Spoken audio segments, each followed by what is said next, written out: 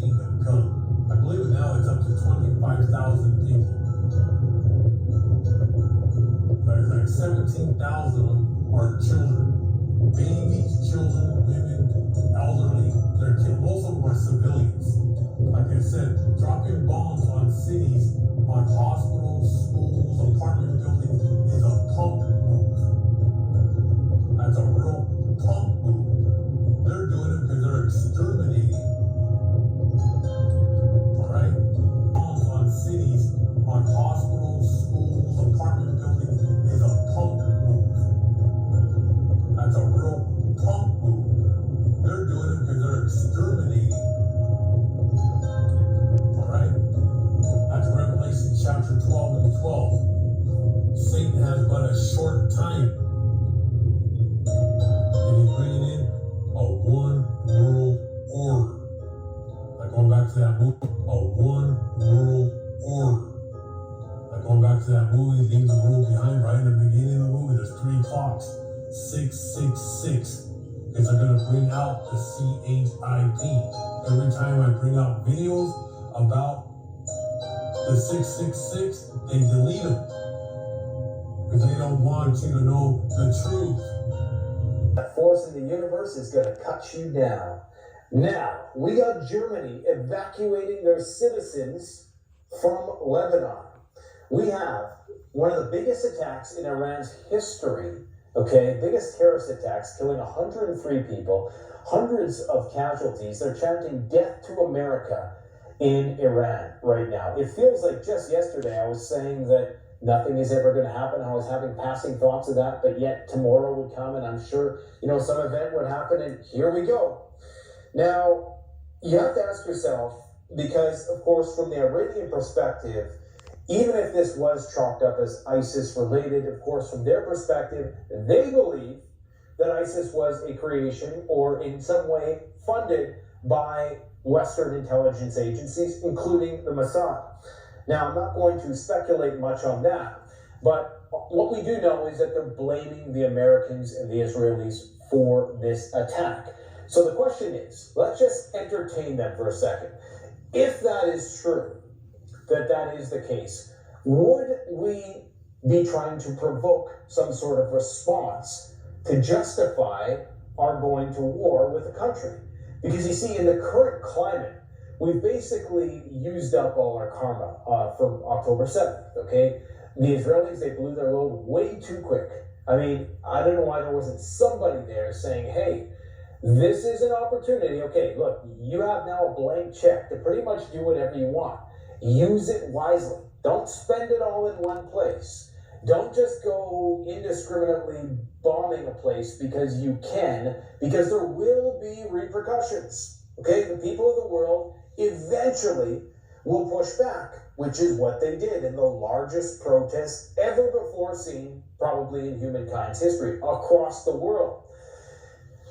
So they burned that credit card. They wrote checks, and now they're bankrupt in terms of public sympathy.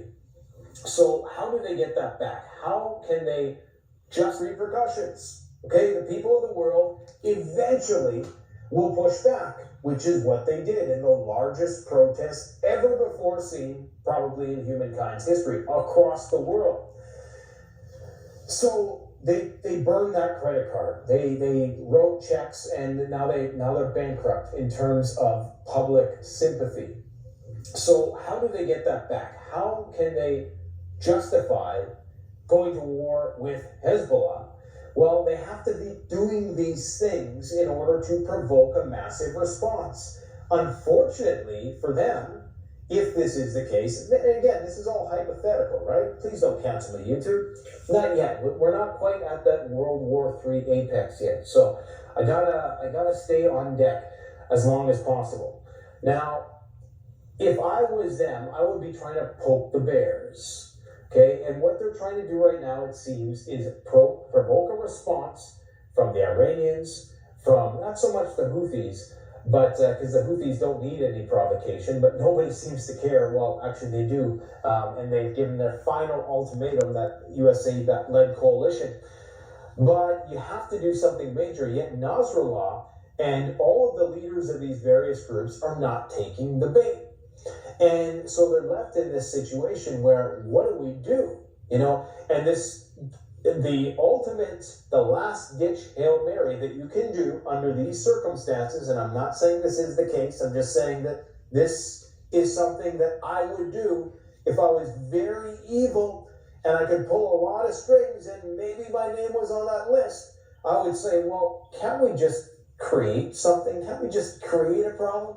Can't we just create a crisis? Like a big crisis? Like, hey, how about we, okay, we got these nuclear power plants. How about we pretend? Oh, yeah, why is that? Construction is booming everywhere. The industry can't keep up with the demands. The way the world is now, all of civilization is just burning down. People don't want to go outside. They want to fix up their homes. They want to turn them into fortresses. Now people are moving out of the city, I guess. Funny how that's happening. It's the fourth turning. Big pardon? Historical events, they don't just happen. They're set into motion by great men, generational personae. And each one of these unleashes a turning that lasts about 20 years, more or less. And every 4 turnings is a seculum, which is about the length of a human life. And at the end of each, there's a crisis. In this country, the crisis is always war. Revolution, 80 years later, Civil War. 80 years later, World War II.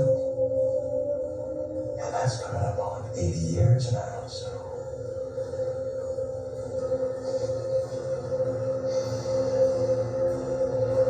Something's about to happen.